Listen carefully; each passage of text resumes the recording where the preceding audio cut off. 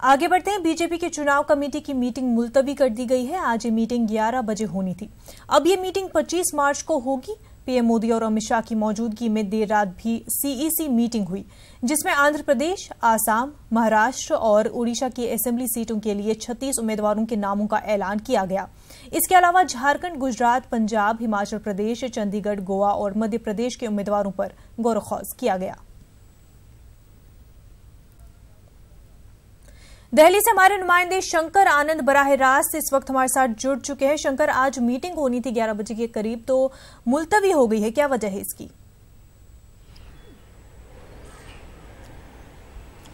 देखिए, कल देर रात तक तकरीबन 1:30 से 2 बजे तक इस मामले पे महत्वपूर्ण बैठक चलती रही। हालांकि इस महत्वपूर्ण बैठक में प्रधानमंत्री मोदी, अमित शाह सहित जो अन्य दूसरे प्रदेशों के कई मुख्यमंत्री भी उस बैठक में शामिल थे और देर रात तक तकरीबन 2 बजे रात तक इस मामले पर चर्चा होती रही। जो सीट और उसके उम्मीदवारों को लेकर जो चर्चाएं चलती रही, उसके बाद जो आज की जो महत्वपूर्ण बैठक है, आज 11 बजे होनी थी, वो आज कैंसिल कर दी गई है। 25 तारीख को इस मामले पर बैठक होगी। और अगर बात करें उम्मीदवारों का, तो उम्मीदवारों को लेकर जो सबकी निगाहें जो है वो टिकी हुई है उत्तर प्रदेश को लेकर, क्योंकि उत्तर प्रदेश में सबसे ज्यादा सीट उत्तर प्रदेश की है और वहां पर कई ऐसे हाई प्रोफाइल सीट है जिसको लेकर बीजेपी की निगाह भी बनी हुई है और इसके साथ ही कांग्रेस समेत जो अन्य विपक्षी पार्टियां हैं उसकी भी नजर टिकी हुई है और वो इंतजार कर रहे हैं बीजेपी की वो लिस्ट जारी होने का। जैसे बीजेपी लिस्ट जारी करेगी, उसके बाद कांग्रेस समेत जो अन्य विपक्षी पार्टियां हैं वो भी अपनी अपनी लिस्ट को जारी करेगी। तो यहां पर बीजेपी ने थोड़ा सा धैर्य रखते हुए कोशिश कर रहे हैं कि हो सकता है देर शाम तक आज लिस्ट जो है वो जारी कर सकते हैं। जो बाकी जो सीट हैं बचे हुए उस जगह पे जारी किया जा सकता है।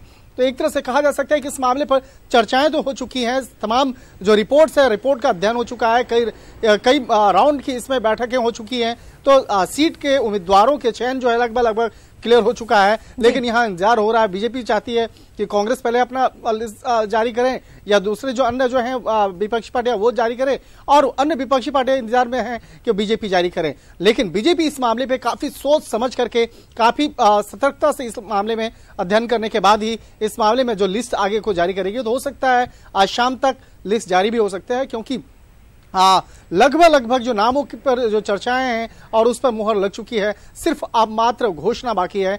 और इसके साथ उत्तर प्रदेश के साथ अन्य दूसरे राज्यों की अगर बात करें तो अन्य राज्यों की भी लिस्ट लगभग तैयार है। सिर्फ औपचारिक तौर पे जो बाकी बचे हुए उम्मीदवार हैं, जो कुछ सीटों पर बकायदा उसकी नाम की घोषणा होना बाकी है। एक तरह से कहा जा सकता है कि लोकसभा चुनाव के मद्देनजर तमाम जो वो उम्मीदवार हैं, उन उम्मीदवारों को एक ग्रीन सिग्नल दिया जा चुका है मुख्यालय के द्वारा और बकायदा कह दिया गया है कि आप जाइए, अपने क्षेत्र में जाइए, अपने जनताओं के बीच में जाइए और जनता से बकायदा अपना मिलना मिलाना जो कार्यक्रम आप करते रहिए। और अब जो है इस मामले पर एक औपचारिक तौर पर पुष्टि, औपचारिक तौर पर घोषणा बाकी है।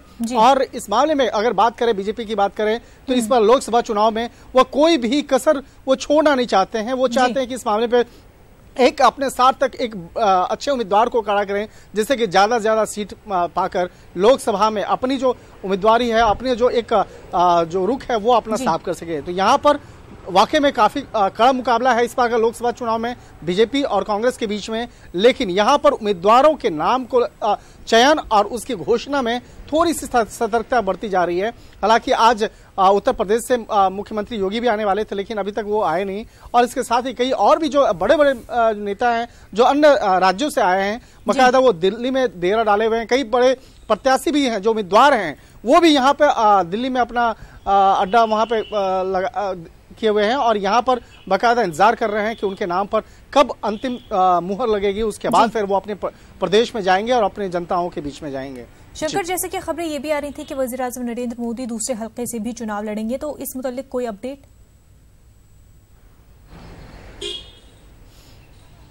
देखिए, फिलहाल उस मामले पर औपचारिक तौर पे घोषणा नहीं की गई है और यही जो एक मसला है, एक सवाल है, ये सबके जहन में है। और यहाँ पे इस मामले में हम लोग भी इंतजार कर रहे हैं कि इस मामले पर एक औपचारिक तौर पे घोषणा हो जाए। जब तक औपचारिक तौर पे घोषणा नहीं होती है तो इस मामले पे कुछ भी कहना जल्दबाजी होगी। हालांकि कल देर रात तक जो गहन मंथन जो चल रहा था, जिसमें कि खुद प्रधानमंत्री मोदी, अमित शाह समेत जो तमाम जो वरिष्ठ नेता थे, तो ऐसा लग रहा था कि आज 11 बजे तक नाम की घोषणा हो सकती है। लेकिन इंतजार करना होगा, हो सकता है आज देर शाम तक इस मामले पर एक औपचारिक तौर पर जो लिस्ट है उसका ऐलान हो जाए। तो महज अब चंद घंटे बचे हुए हैं। अब इस मामले पर देखना लाजमी होगा कब अंतिम तौर पे इस मामले पर एक मुहर लगती है और तमाम जो बाकी जो एक काफी हाई प्रोफाइल सीट बचे हुए हैं उन तमाम सीटों पर उम्मीदवारों के नाम पर एक अंतिम मुहर लगेगी। और चाहे प्रधानमंत्री मोदी की बात करें, अमित शाह की बात करें, हालांकि प्रधानमंत्री मोदी का एक सीट तो कंफर्म कर दिया गया है, लेकिन कई और भी ऐसे महत्वपूर्ण सीट हैं जो हाई प्रोफाइल सीट बचे हुए हैं जिस पर आज नाम की जो घोषणा आज देर शाम तक हो सकती है। जी बिल्कुल शंकर आनंद, बहुत बहुत शुक्रिया।